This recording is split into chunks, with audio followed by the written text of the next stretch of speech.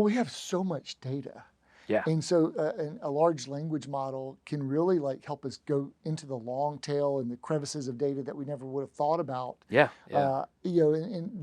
To your point, the integrity of the data is important. Yep. And you got to protect that. And how do you do that? How do you make sure that you take that fortress security mindset that we have like around our network or infrastructure and wrap that around our data?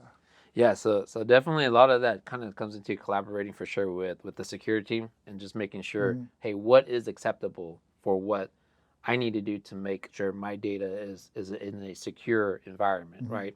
So once we have that, then I kind of look at it from a different angle, because in my world, it's fortifying data internally and externally, because again, I look at it in I guess in the modern day world, you may have internal spies or you may have external spies, but you got to be able to understand. But you got to be able to count both sides of it. And so for me, I look at it as fortifying, data, as the sense of fortifying those that should only know those data and whatever that means. And so that might just mean, in tasks where we're like, hey, yeah, to your point, you mentioned, hey, let's share GPFF to everybody. Let's let them have insight.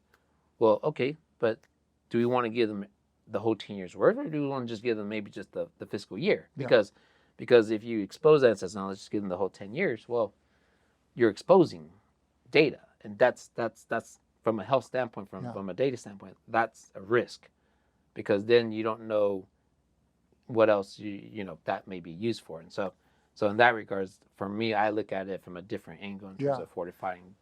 And you're thinking of it from a protecting from the data that doesn't go out too far. And I was also talking about just making sure that the data is whole coming in, garbage in, garbage out, but making sure that we're getting good data in, like that the formulas coming in from Shopper Track are accurate, or that we don't miss a count. And if we do, how do we recover from things like that so that we don't break a connection on EDI or go into one of our API partners who you're sending data to. Yeah, and to your point, I think that's one thing definitely for me that becomes more apparent.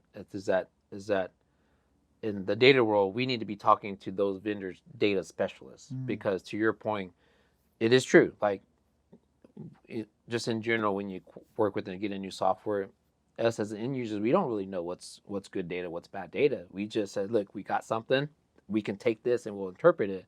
But then our goal is to go to them and says, hey, what we have here, does this even make any sense if what we're trying to do with X, Y, and Z? Yeah. And so to me, that's the part where I think that becomes more crucial, because if we can have a big collaboration with those partners, then definitely we eliminate garbage in, garbage out. It becomes treasure in, treasure out is how I look at it. So, I like that. Treasure in, treasure out. Yeah. Tito. Oh, yeah. Yes. Tito. Yeah. Like Tito Otero. Yeah. Thanks for listening to Stories from the River.